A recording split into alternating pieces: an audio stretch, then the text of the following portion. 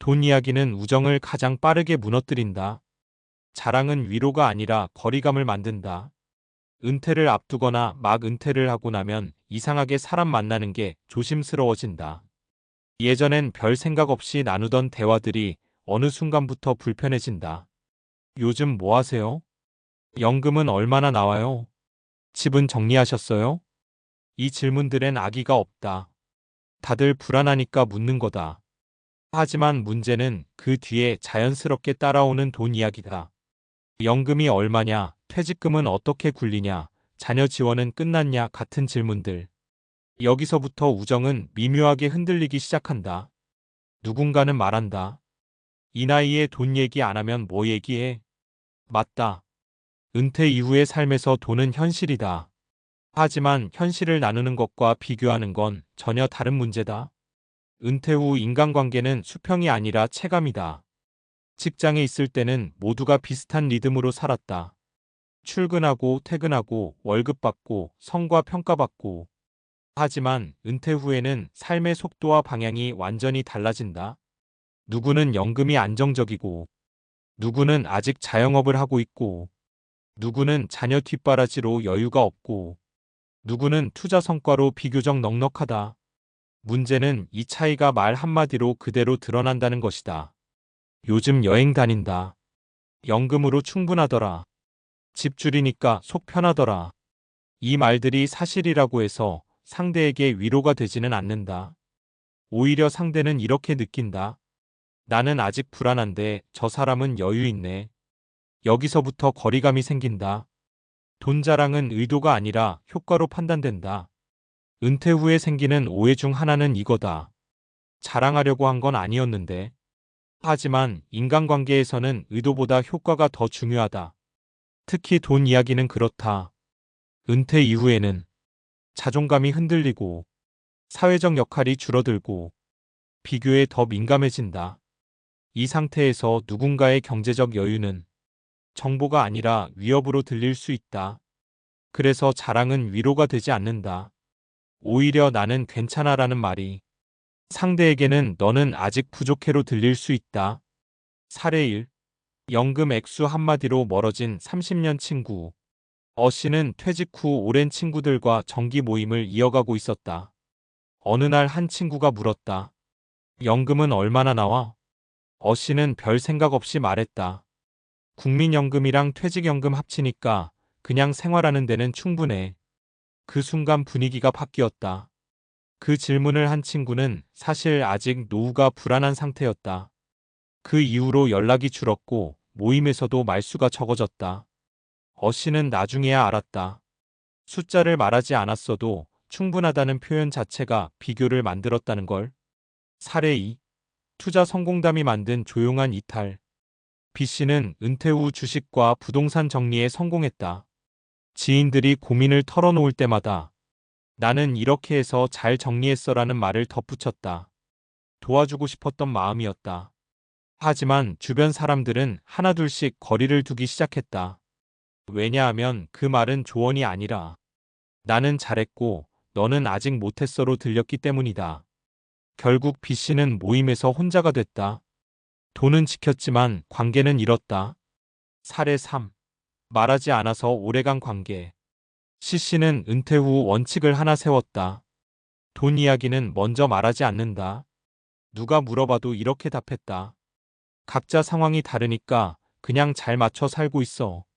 대신 그는 건강 이야기, 하루 루틴, 은퇴 후 느낀 감정, 외로움, 불안 같은 솔직한 마음, 이런 이야기를 나눴다. 그 결과 모임은 더 편안해졌고 관계는 오래갔다. 은퇴 후 진짜 중요한 건 얼마가 아니라 어떻게다. 은퇴 이후의 삶에서 중요한 건 돈의 크기가 아니라 돈을 대하는 태도다. 얼마를 벌었는지보다 얼마나 불안한지, 무엇이 걱정되는지, 어떤 삶을 지키고 싶은지, 이걸 나눌 때 관계는 깊어진다. 숫자는 비교를 만들지만 감정은 공감을 만든다. 우정을 지키는 은퇴자의 말 습관. 은퇴 후 인간관계를 오래 가져가고 싶다면 이 세 가지만 기억해도 충분하다. 먼저 묻지 않는다. 숫자는 말하지 않는다. 괜찮다 대신 각자 다르다를 쓴다. 돈 이야기를 피하라는 게 아니다. 비교가 되지 않게 말하라는 것이다. 은퇴는 인생의 끝이 아니라 관계의 방식이 바뀌는 시기다. 이때 돈은 삶을 지탱하는 수단이지 우정을 증명하는 기준이 아니다. 조금 덜 말하고 조금 더 듣고 조금 더 공감하면 은퇴 후의 인간관계는 생각보다 오래 그리고 편안하게 이어진다. 왜 은퇴 후에는 돈 이야기가 더 아프게 꽂힐까? 젊을 때는 돈 이야기가 그렇게까지 예민하지 않다. 이유는 간단하다. 아직 바뀔 수 있다는 전제가 있기 때문이다. 지금 연봉이 적어도 승진할 수 있고 이직할 수 있고 다시 벌 기회가 있다. 그래서 비교가 되더라도 마음속에서 이렇게 정리한다. 지금은 이렇지만 나중엔 달라질 수도 있지. 그런데 은퇴 이후는 다르다. 뇌는 이 시기를 마무리 국면으로 인식한다. 뇌과학적으로 은퇴는 결산 시기다. 신경과학 연구에 따르면 인간은 중후반기에 들어서면 미래 확장보다 자기 평가에 더 집중한다. 이걸 심리학에서는 라이프 리뷰, 인생 회고 단계라고 부른다. 이 시기에는 뇌가 계속 묻는다. 나는 잘 살아왔나? 선택은 옳았나? 남들만큼은 했나? 여기서 돈은 아주 강력한 평가 지표가 된다. 왜냐하면 돈은 숫자로 남아있고 비교가 쉽기 때문이다. 그래서 은퇴 후에 듣는 나는 연금으로 충분해. 집 줄이고 나니까 속 편해. 이 말은 단순한 근황이 아니라 상대의 인생 성적표처럼 들릴 수 있다. 비교가 시작되면 우정은 자동으로 경쟁 모드로 들어간다. 사회심리학에는 사회적 비교 이론이 있다. 사람은 본능적으로 자신과 비슷한 집단 안에서 비교를 한다. 은퇴자 모임, 동기 모임, 옛 친구 모임이 유독 예민해지는 이유가 여기 있다. 비슷하다고 생각했던 사람들 사이에서 차이가 드러나기 때문이다. 이때 뇌는 상대를 친구로 보기보다 무의식적으로 비교 대상으로 분류한다. 문제는 이 과정이 의식적으로 조절되지 않는다는 거다. 질투하지 말아야지라고 생각해도 감정은 먼저 반응한다. 그래서 관계는 이렇게 바뀐다. 말수가 줄고 질문을 피하고 만남이 귀찮아진다. 싸우지 않아도 자연스럽게 멀어진다. 돈 자랑이 더 위험한 이유 공감 회로를 차단한다. 뇌에는 공감 회로가 있다. 상대의 감정을 읽고 비슷하게 느끼게 해주는 시스템이다. 그런데 이 공감 회로는 위협을 느끼는 순간 자동으로 꺼진다. 은퇴 후 불안한 사람에게 상대의 경제적 여유는 정보가 아니라 위협 신호가 된다. 이때 뇌는 이렇게 작동한다. 이 사람 얘기를 듣는 건 나에게 도움이 안 된다.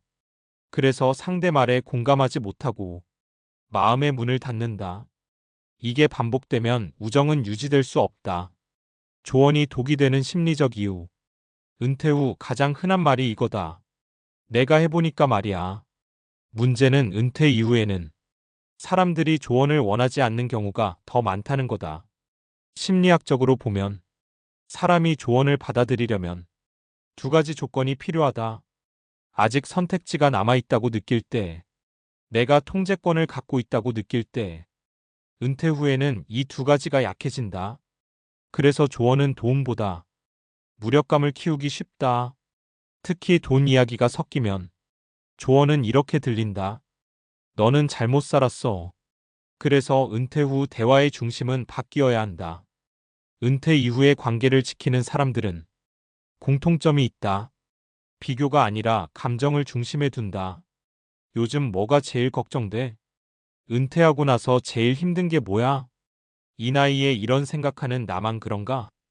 이런 질문은 돈을 묻지 않아도 충분히 깊은 대화를 만든다. 그리고 놀랍게도 이런 대화가 오히려 불안을 줄이고 삶의 만족도를 높인다. 긍정심리학 연구에서도 노년기의 행복을 결정하는 핵심 요인은 자산 규모보다 정서적 연결감으로 나온다. 은퇴 후 우정은 관리 대상이다. 예전처럼 그냥 두면 유지되는 관계는 거의 없다. 은퇴 후 우정은 의도적으로 관리해야 하는 자산이다. 말을 줄이는 관리, 듣는 시간을 늘리는 관리, 비교를 차단하는 관리. 돈을 숨기라는 게 아니다. 돈으로 나를 증명하지 말라는 것이다. 결국 남는 건 숫자가 아니라 사람이다. 은퇴 후 시간이 갈수록 사람은 하나씩 줄어든다. 이건 자연스러운 일이다.